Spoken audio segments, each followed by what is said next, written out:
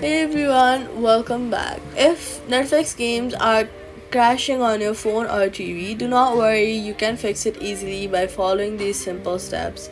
First, check your device's storage. Go to the Settings app and then go to General. Next, go to iPhone storage and check your storage. If your phone or TV is low on storage, games may crash. Then try deleting unused apps or files to free up space.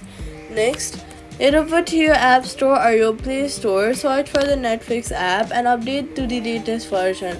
Old versions can often cause crashes during gameplay. Now restart your device. This clears temporary glitches that can cause the games to stop working. If the problem continues, clear the Netflix app cache from settings on Android. This removes corrupted data that may be causing crashes. Also, make sure your internet connection is stable. Weak Wi-Fi can interrupt games and cause them to close suddenly. If nothing works, uninstall and reinstall Netflix. This is the most effective fix for a crash issue. Now your Netflix game should be running smoothly without crashing. Thanks for watching this guide. See you in the next one.